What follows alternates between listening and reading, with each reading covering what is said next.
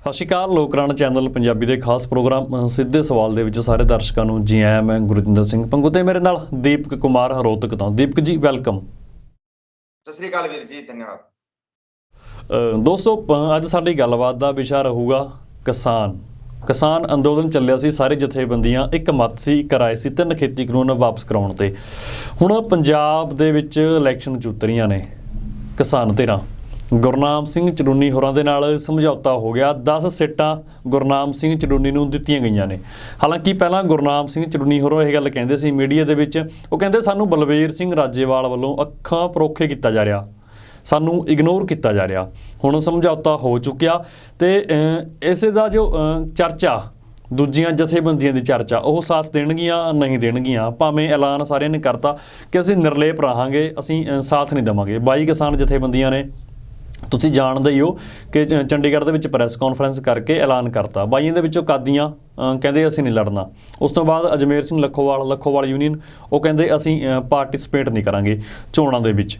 ਹੁਣ ਕੀ ਜਥੇਬੰਦੀਆਂ ਇਹ ਸੋਚਦੀਆਂ ਨੇ ਤੇ ਹੋਰ ਜੋ ਗਰੁੱਪ ਨੇ, ਕਿਸਾਨੀ ਗਰੁੱਪ ਨੇ, ਉਹ ਕੀ ਸੋਚਦੇ ਨੇ, ਹੋਰ ਤਮਾਮ ਸੂਬੇ ਕੀ ਸੋਚਦੇ ਨੇ, ਇਸੇ ਮਸਲੇ 'ਤੇ ਗੱਲਬਾਤ ਕਰਨ ਦੇ ਲਈ ਸਾਡੇ ਨਾਲ ਦੀਪਕ ਕੁਮਾਰ ਰੋਹਤਕ ਤੋਂ ਜੁੜੇ ਹੋਏ ਨੇ। ਕਿਉਂਕਿ ਅੰਦੋਲਨ ਦੇ ਵਿੱਚ ਲੰਮਾ ਸਮਾਂ ਰਹੇ, ਉਹ ਗੁਰਾਹਾਂ ਯੂਨੀਅਨ ਦੇ ਨਾਲ ਇਹਨਾਂ ਦਾ ਤਾਲਮੇਲ ਹੈ, ਵਿੱਚ ਦੀ ਸਾਰੀ ਇਹ ਗੱਲ ਜਾਣਦੇ ਨੇ। ਸਾਡੇ ਨਾਲ ਲੋਕਰਾਣਾ ਤੇ ਸਮੇਂ-ਸਮੇਂ 'ਤੇ ਮਾਮਲੇ ਡਿਸਕਸ ਕਰਦੇ ਵੀ ਰਹਿੰਦੇ ਨੇ। ਅੱਜ ਵੀ ਸਾਡੇ ਨਾਲ ਹੋਣਗੇ। ਹੋਰ ਜਥੇਬੰਦੀਆਂ ਦਾ ਕੀ ਵਿਚਾਰ ਹੈ, ਲੋਕਾਂ ਦਾ ਕੀ ਵਿਚਾਰ ਹੈ ਕਿ ਕਿਸਾਨ ਜਥੇਬੰਦੀਆਂ ਜੋ ਸਿਆਸੀ ਪਿੜ ਦੇ ਵਿੱਚ ਕੂਦੀਆਂ ਨੇ। ਦੀਪਕ ਜੀ, ਗੁਰਨਾਮ ਸਿੰਘ ਚੜੂਨੀ ਤੇ ਬਲਵੀਰ ਸਿੰਘ ਰਾਜੇਵਾਲ ਹੋਰਾਂ ਦੀ ਜਥੇਬੰਦੀਆਂ ਦਾ ਸਮਝੌਤਾ ਹੋ ਗਿਆ ਕਿ 10 ਸੀਟਾਂ ਗੁਰਨਾਮ ਸਿੰਘ ਚੜੂਨੀ ਨੂੰ ਦਿੱਤੀਆਂ ਗਈਆਂ ਨੇ। देखिए वीर जी, सबसे पहले तो ये बता दें, शुरुआत में सबसे पहले घोषणा गुरनाम सिंह चड़ूनी ने की थी कि हम 117 सीटों पे चुनाव लड़ेंगे और किसी से कोई समझौता नहीं करेंगे। तो इन्होंने 117 सीटों पर चुनाव लड़ने की घोषणा की थी। तो सबसे पहले बलवीर सिंह राजेवाल ने बोला था कि अगर गुरनाम सिंह चड़ूनी चुनाव लड़ेंगे तो हम उनको काले झंडे दिखाएंगे अगर वो पंजाब में आएंगे तो। अब यहां से खेल शुरू हुआ था सियासत का, जबकि पूरे एसकेएम ने बोला था कि ना तो हमारा राजनीति से कोई संबंध है, ना ही हम किसी पार्टी को सपोर्ट करेंगे और ना ही चुनाव लड़ेंगे। लेकिन ये लोग नहीं माने। पहले गुरनाम सिंह चड़ूनी ने कर दी, फिर 22 जत्थेबंदियों ने और घोषणा कर दी कि हम भी चुनाव लड़ेंगे और उन्होंने अपनी पार्टी की घोषणा कर दी। जैसे पार्टी की घोषणा हुई, 15 जनवरी को जो मीटिंग हुई, एसकेएम की जो मीटिंग थी, उस मीटिंग में ऐलान कर दिया गया था कि जो भी चुनाव लड़ रहे हैं हमारा उनसे कोई संबंध नहीं है, ना ही हम उनके प्रचार प्रसार में जाएंगे, उनसे अब एसकेएम का कोई संबंध नहीं है। ये घोषणा होने के बाद उससे पहले बीच में राज्यपाल और गुरनाम सिंह चड़ूनी आपस में मिले और सीटों पे समझौते की बात हुई। जो गुरनाम सिंह चड़ूनी बोलता था 117 सीटों पे चुनाव लड़ेंगे, उन्होंने जब पंजाब में गए, जाके देखा तो उनको पता लग गया कि एक भी सीट नहीं जीत सकते, क्योंकि उस दूसरी तरफ से 22 जत्थेबंदियों ने घोषणा कर दी कि हम भी चुनाव लड़ेंगे। जैसे ये घोषणा इनका मेल मिलाप हुआ तो गुरनाम सिंह चड़ूनी 19-20 सीटें मांग रहे थे और राज्यपाल बोल रहे थे उनको 7 सीटों के लिए। तो ये वहां से नाराज होकर चले गए। इन्होंने फिर भी बयान दिया कि राज्यपाल हमारे साथ धोखा कर रहे हैं। इस तरह के बयान आए जो राजनीतिक लोग बयान देते हैं ना, जो राजनीतिक पार्टियां बयान देती हैं, इस तरह के बयान इन लोगों ने शुरू कर दी, बयानबाजी। उसके बाद इनका फिर समझौता हुआ और अब 10 सीटों पर समझौता हुआ है। पहली बात, जो गुरनाम सिंह चड़ूनी बोलता था 117 सीटों पर चुनाव लड़ेंगे, अब वो 10 सीटों पर सिमट चुके हैं। उनको अपनी उसका पता लग गया कि पंजाब में उनका कुछ भी नहीं होना जाना, ना ही हरियाणा की तरफ से कोई मदद मिल रही है। ऊपर से एसकेएम ने ऐलान कर दिया कि जो चुनाव लड़ रहे हैं उनका एसकेएम से कोई संबंध नहीं है। एक तरह से इनको निकाल दिया गया है। अब ये एसकेएम का सहारा नहीं ले सकते और ना ही एसकेएम कोई मदद करेगा। और जितनी भी जत्थेबंदियां और यूनियनें हैं जो चुनाव नहीं लड़ रही हैं, वो इनकी किसी तरह की मदद नहीं करेंगे, ना ही इनका कोई प्रचार करेंगे। क्यों? क्योंकि ये लोग अब राजनीतिक हो चुके हैं। ये भी लोगों को वही झूठे वादे करेंगे, झूठी बातें बोलेंगे, जो कि जुमले जो बोलते आए हम आज तक, जो जुमले 2014 से दुनिया सुनती आई है, उसी तरह के जुमले ये लोग भी बोलेंगे। क्योंकि हमने जो लड़ाई शुरू की थी फसल और नस्ल की, ठीक है, 3 कानून वापिस हुए, अच्छी बात थी, लेकिन जो किसान की असली लड़ाई थी, वो लड़ाई बाकी थी। उस लड़ाई को बीच में छोड़ के भागने वाले हैं ये लोग। ये बयान एसकेएम की तरफ से आ चुका है, क्योंकि अभी तक किसानों की पूरा हक किसानों को नहीं मिल पाया, इसलिए इनका एसकेएम से कोई संबंध नहीं। जो यूनियन चुनाव नहीं लड़ रही, जो जत्थेबंदियां चुनाव नहीं लड़ रही, वो इनकी किसी तरह की मदद नहीं करेंगी। और जो इन जत्थेबंदियों में शामिल है, जो भी इनके जिला प्रधान है, जो कोई भी है, वो भी इनके खिलाफ हो चुके हैं। एक तरह से चड़ूनी यूनियन का अस्तित्व बिल्कुल खत्म हो चुका है। हरियाणा से खत्म हो चुका है, यूपी से भी खत्म हो चुका है, पंजाब में भी इनको कोई नहीं मानता। क्यों? क्योंकि इनकी जो महत्वाकांक्षा थी वो लोगों के सामने है अब, कि ये लोग सिर्फ मंत्री और मुख्यमंत्री बनना चाहते हैं। इससे अलग इनको किसानों की समस्याओं से कोई भी मतलब नहीं है। ये सिर्फ अपने मतलब के लिए इसमें शामिल हुए थे। सबसे अच्छी बात ये है कि जो एसकेएम के अंदर जो आ गया था कि भाई ये राजनीतिक लोग हैं, जो बीजेपी की तरफ से प्रचारित किया गया था, वो इन्हीं लोगों के कारण प्रचारित किया गया था, क्योंकि इनकी महत्वाकांक्षा सामने आ चुकी थी। अब एसकेएम बिल्कुल क्लियर रहेगा और दोबारा आंदोलन चलेगा। 31 जनवरी को घोषणा भी हो जाएगी, आंदोलन चलेगा, लेकिन इन लोगों को शामिल नहीं किया जाएगा। इनका जवाब पंजाब की जनता देगी। आज आपके पहले भी एक बार आपको बताया था कि राज्यवाल को और चढ़ूनी को एसकेएम से निकाल लिया जाएगा। आज आपके चैनल के माध्यम से एक बात और बताना चाहता हूं, इनकी एक भी सीट नहीं आएगी कहीं पर भी। हाँ, ये वोट तोड़ेंगे, जो इनके आका हैं उनकी ये लोग मदद करेंगे, जिन्होंने इनको पैसा दिया पार्टी बनाने का, उनकी मदद कर रहे हैं ये आम जनता को समझना पड़ेगा। ਦੀਪਕ ਜੀ, ਤੁਸੀਂ ਕਿਹਾ ਕਿ ਜਿਨ੍ਹਾਂ ਨੇ ਪੈਸਾ ਦਿਆ, ਪਰ ਕਿਸਾਨ ਤਾਂ ਨਿਰੋਲ ਹੋ ਕੇ ਲੜ ਰਹੇ ਨੇ ਨਾ, ਪੰਜਾਬ ਵੱਲੋਂ ਲੜ ਰਹੇ ਨੇ, ਕਿਸੇ ਪਾਰਟੀ ਦਾ ਕਿਸੇ ਸੰਗਠਨ ਨਾਲ ਤਾਂ ਕਿਸੇ ਤਰ੍ਹਾਂ ਦਾ ਕੋਈ ਅਟੈਚਮੈਂਟ ਹੈ ਨਹੀਂ ਕਿਸੇ ਨਾਲ ਨਾ। जी वीर जी, देखो, कहने की बातें होती है, कोई भी यूनियन होती है, कोई भी जत्थेबंदी होती है, हालांकि एक दो अपवाद मिल सकता है आपको जिसमें कोई राजनीतिक दल शामिल ना हो, नहीं तो हर एक जत्थेबंदी और हर एक यूनियन में किसी ना किसी राजनीतिक दल का इन्वॉल्व होता है। आप ये कभी भी पता कर लेना। दूसरी तरफ जो इसने गुरनाम चढ़ूनी ने घोषणा की थी पार्टी बनाने की, एक तरफ गुरनाम सिंह चढ़ूनी पार्टी बनाने की घोषणा करते, आपको पता है कोई पार्टी खड़ी करने में कितना पैसा लगता है, और 117 सीटों पे चुनाव लड़ना हंसी खेल नहीं होता वीर जी। आप एक सरपंच का चुनाव लड़के देखिए, कितना पैसा बर्बाद होता है, और 117 सीटों पे चुनाव लड़ना, वो पैसा कहां से आया? सबसे बड़ा सवाल है ये, वो पैसा कहां से आया? अब ये बोलते हमारे पास कोई पैसा नहीं है। चढ़ूनी ने 2 बार बयान दिया था। एक अपने हरियाणा में एक बच्चा है जिसको चोट लग गई थी आंदोलन में जाते समय, उनके ऊपर से ट्रैक्टर उतर गया था। मदद के लिए गुरनाम सिंह चढ़ूनी के पास उनके कागज पिछले 1 साल से हैं, आज तक उनकी मदद नहीं की। बोलते हमारे पास कोई पैसा नहीं, पंजाब की जत्थेबंदियां सारा पैसा लेके भाग गई। एक तरफ तो ये बोलते हैं, दूसरी तरफ ये पंजाब में चुनाव लड़ रहे हैं। चुनाव लड़ने के लिए इनके पास पैसा कहां से आया? सबसे बड़ा सवाल है वीर जी, ये चुनाव लड़ने के लिए पैसा कहां से आया? फिर जिन उद्योगपतियों के खिलाफ, जो बड़े बड़े उद्योगपति हैं जिनके खिलाफ ये आंदोलन चला था, सबको पता है बीजेपी को चलाने वाले बड़े बड़े उद्योगपति हैं, वैसे ही उद्योगपतियों के साथ मिलकर पार्टी बनाई गुरनाम सिंह चढ़ूनी ने। क्यों मिले ये उद्योगपतियों के साथ? एक तरफ उद्योगपतियों के खिलाफ आंदोलन चल रहा है और ये उद्योगपतियों से मिलकर पार्टी बना रहे हैं, तो पैसा कहां से आया? सबसे बड़ा सवाल है, ये पैसा कहां से आया गुरनाम सिंह चढ़ूनी के पास 117 सीटों पर चुनाव लड़ने के लिए? ऊपर से ये वहां पर टिकटों की बिक्री, जो कि एक बहुत बड़ा सवाल अभी आम आदमी पार्टी के ऊपर उठा था कि वो टिकट बेच रहे हैं, वही काम इन लोगों ने शुरू कर दिया। अब ये बताओ आप, राजनीतिक दलों में और इन किसान जो अपने आप को किसानों के मसीहा बोलते हैं, इनमें और उनमें फर्क क्या है? ये आम जनता हर चीज को समझती है वीर जी, और समय आने पर बहुत अच्छा जवाब देगी। ਤੇ ਦੀਪਕ ਜੀ, ਜੋ ਐਮਐਸਪੀ ਦਾ ਮਸਲਾ ਸੀ, ਕਮੇਟੀ ਦੀ ਜੋ ਗੱਲਬਾਤ ਸੀ, ਕਮੇਟੀ ਬਣਨ ਦੀ ਜੋ ਕਵਾਇਦ ਸੀ, ਐਮਐਸਪੀ ਦਾ ਮਸਲਾ ਕਿੱਥੇ ਖੜਿਆ ਹੁਣ?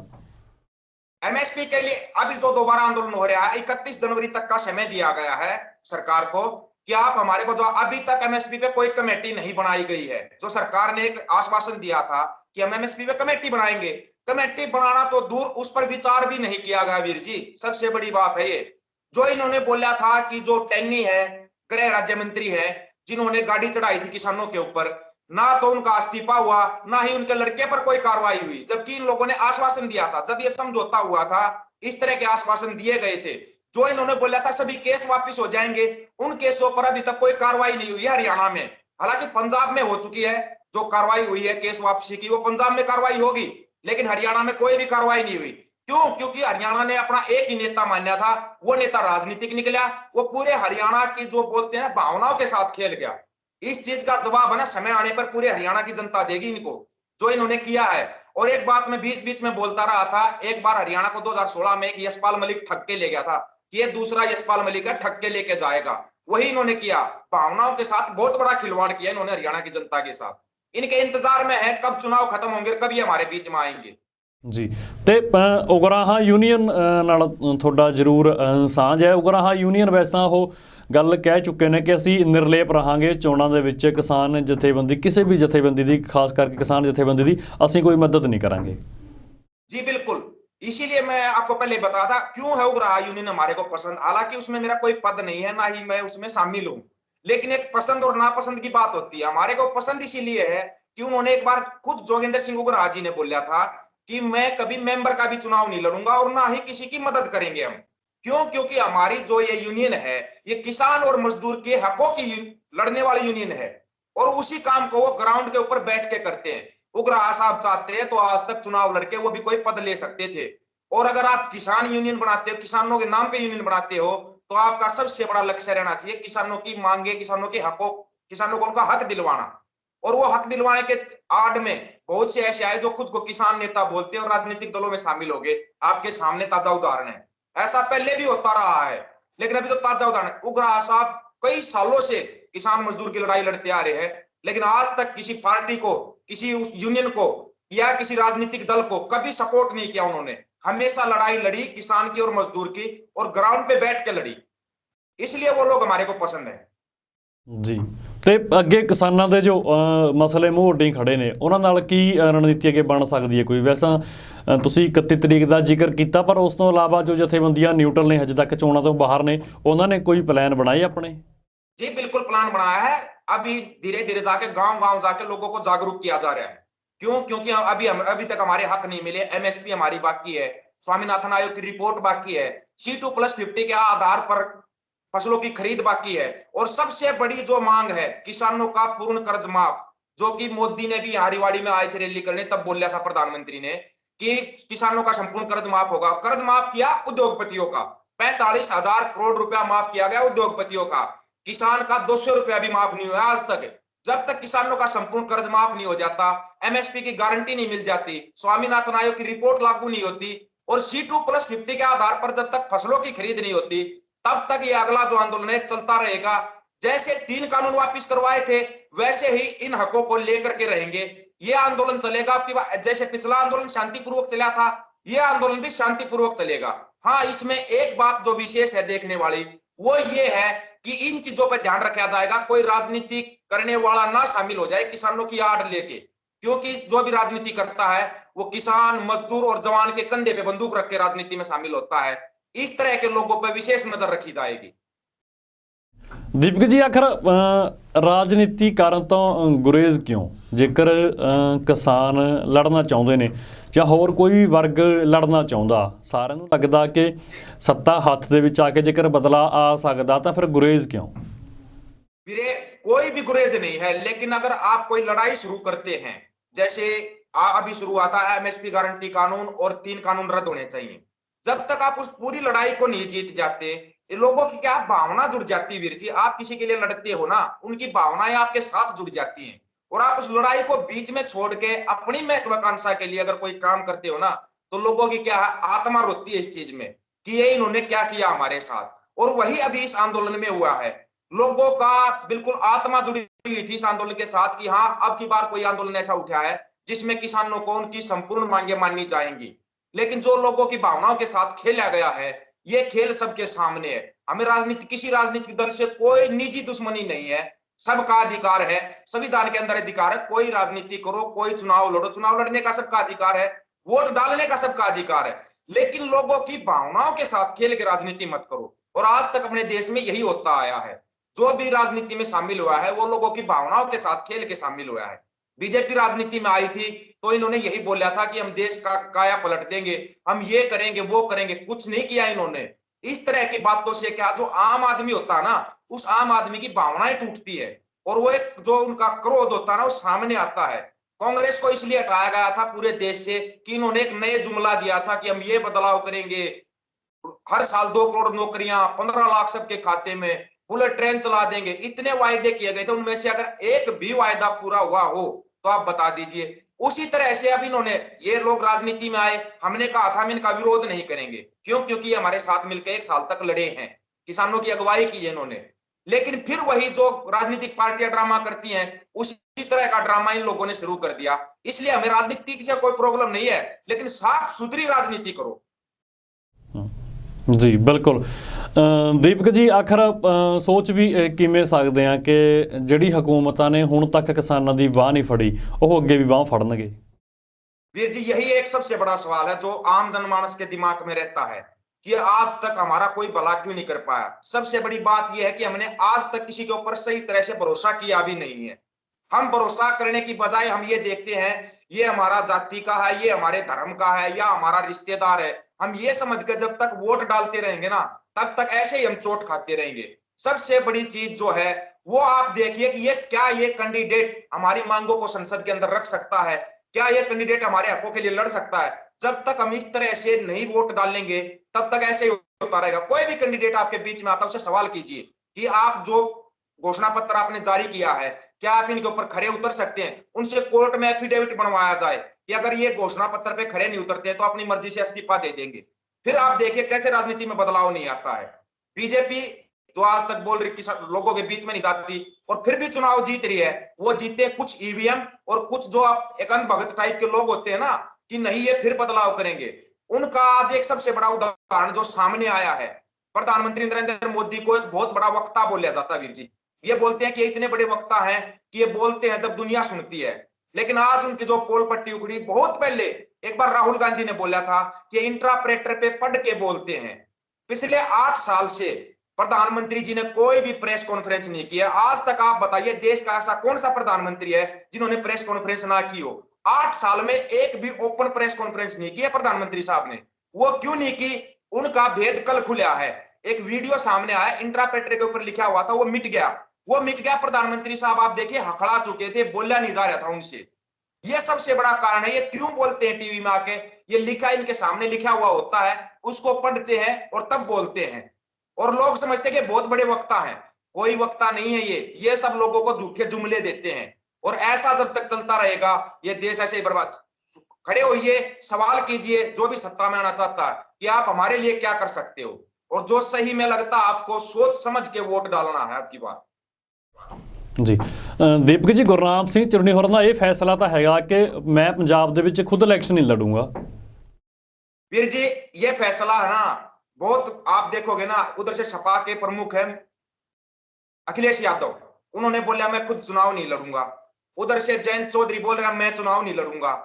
जो चुनाव नहीं लड़ रहा और अपने आप को एक मुख्यमंत्री के तौर पे प्रमोट कर रहा है, क्या वो राजनीति नहीं कर रहा है? अगर ये बोल रहे हैं मैं खुद चुनाव नहीं लड़ रहा, फिर चुनाव में कर क्या रहे हैं? हम बोल रहे हैं हम कोई चुनाव नहीं लड़ते, तो हमारा तो कोई कैंडिडेट भी नहीं है।